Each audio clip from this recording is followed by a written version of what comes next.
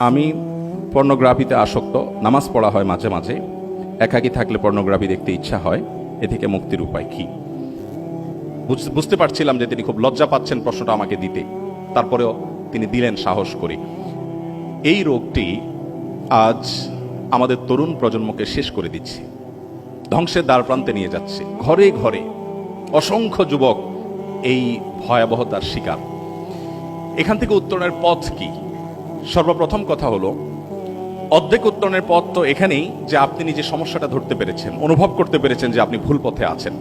যে তরুণরা এই অনুভবটা, এই উপলব্ধিটা তাদের মধ্যে জাগ্রত হয়েছে, আমি মনে করি সমাধানের অনেকটুকু পথ তারা অগ্রসর হয়ে গেছেন, আলহামদুলিল্লাহ। যারা এখনো এটা অনুভব করতে পারছেন না, তাদের উচিত নিজের সমালোচনা করা, আত্মসমালোচনা করা, যে আমি যে পথে হাঁটছি এই পথটি আমার ধ্বংস ডেকে আনবে। জেনা এবং ব্যভিচারের অপরাধটা এত জঘন্য যে শরীয়ত এটার জন্য হদ ঠিক করে দিয়েছে, যেটাতে ব্যক্তি একা ক্ষতিগ্রস্ত হবে না, গোটা সমাজ শেষ হবে, পরিবার শেষ হবে, দেশ এবং মানব সভ্যতা বিলুপ্তির দিকে চলে যাবে।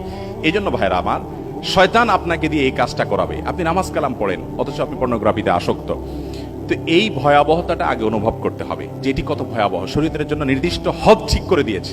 এটা থেকে বাঁচার জন্য আমি সংক্ষেপে শুধু কারণগুলো বলে ফেলছি। এক নম্বর কারণ, উপায় হলো যে আপনার একটা অপারেশন চালাতে হবে নিজের বিরুদ্ধে। প্রত্যেকটা মুমিনের ইমানের জাগরণ হয় কিছু কিছু সময়। ইদা হাব্বাত রুহুল ঈমান ও রিহুল ঈমান, যখন ইমানের হাওয়া বাতাস ভেতরে বইবে, আপনি অনুভব করবেন, আপনি তখন সিদ্ধান্ত নিতে হবে, একটু কঠিন সিদ্ধান্ত, যে আমার মোবাইলটাকে আমি ফরম্যাট দিয়ে দিব, আমি বাটন ফোনে চলে যাব মাত্র 3 মাসের জন্য। এই প্রেসক্রিপশনটা আমি দিচ্ছি, মাত্র 3 মাসের জন্য আপনি বাটন ফোনে চলে যান। আপনি কোনো স্মার্টফোন রেখেন না হাতে।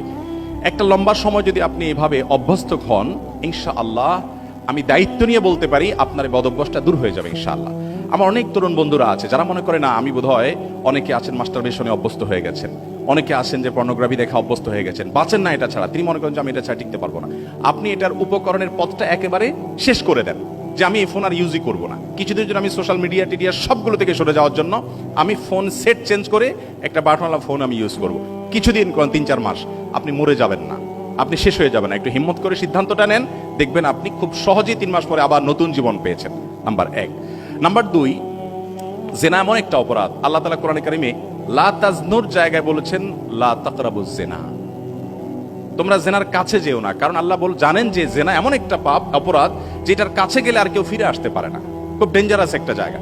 এই জন্য কাছাকাছি যাওয়া থেকে বেঁচে থাকতে হবে। ইসলাম কেন পর্দার কথা বলেছে, কেন নজর হেফাজত করার কথা বলেছে? আজকে আমাদের তরুণ বন্ধুদের মধ্যে, কলেজ ইউনিভার্সিটির অনেক বন্ধুদেরকে আমরা দেখি যে তারা যুদ্ধ করেন রীতিমতো, গোটা পরিবেশের সাথে তারা লড়াই করেন, সংগ্রাম চালান নিজের ঈমানকে হেফাজত করবার জন্য, নিজের আমলকে, তাকওয়াকে রক্ষা করবার জন্য। এই মানুষগুলোই আল্লাহ রাব্বুল আলামিনের খাতায় মুত্তাকি হিসেবে বিবেচিত। এই যে প্রচেষ্টা ইসলাম করতে বলেছে, কেন? কারণ ইসলাম জানে যদি কেউ নিজের নজরকে হেফাজত না করে, তাহলে জেনাল আইনে আন নজর, চোখের দেখাটা হবে জেনার প্রথম পদক্ষেপ। এটি আস্তে আস্তে আপনাকে কল্পনার জেনার জগতে নিয়ে যাবে, কল্পনার পর আপনাকে বাস্তব জেনার জগতে নিয়ে যাবে, যেখান থেকে ব্যাক করা অনেক কঠিন হতে পারে। এই জন্য মোহতারাম হাজরিন, দ্বিতীয় করণীয় হবে, যতগুলো উপায় আছে, আমি প্রথমটা মোবাইলের কথা বলেছি, আপনার যাদের সাথে গেলে কথা বললে আজে বাজে কথা হয়, যাদের কাছে গেলে তাদের মোবাইলে বাজে জিনিস দেখা হয়, তাদের সাথে সম্পর্ক ছিন্ন করার একটা সৎ সাহস আপনাকে তৈরি করতে হবে। কিছুটা অসামাজিক মনে হবে, কিছুটা কঠিন হবে, কিন্তু এই সিদ্ধান্ত আপনাকে নিতেই হবে বাঁচার জন্য। নাম্বার 3, আপনি নির্জনতা এবং একাকিত্ব পরিহার করে চলবেন। যথাসম্ভব ম্যাচে থাকলেও কয়েকজন মিলে থাকবেন। একাকি রুমে আছেন, দৌড়ে বের হয়ে যান, যেন সাপ আছে সেখানে।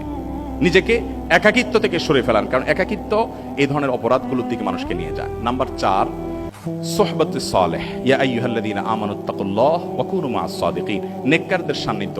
একটু আগে যে আপনারা যে হাদিস শুনেছেন মাওলানা শরীফ মোহাম্মদ হাফিজাহুল্লাহর কাছ থেকে, যে যুবক এসে নবী করিম সাল্লাল্লাহু আলাইহি ওয়াসাল্লাম জেনা করতে চেয়েছে, নবী করিম সাল্লাল্লাহু আলাইহি ওয়াসাল্লামের সান্নিধ্যে আসার পর, বসার পর, জেনা করার আগ্রহ তার অন্তর থেকে সমূলে শেষ হওয়ার পর সে উঠে গেছে।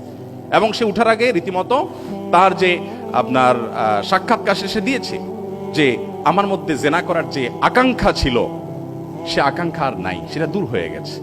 আরেকজন নবী করিম সাল্লাল্লাহু আলাইহি ওয়াসাল্লামের সান্নিধ্যে এসেছেন, জেনা করে এসেছেন, ইয়া রাসূলুল্লাহ আমার উপর আপনি হদ কায়েম করুন।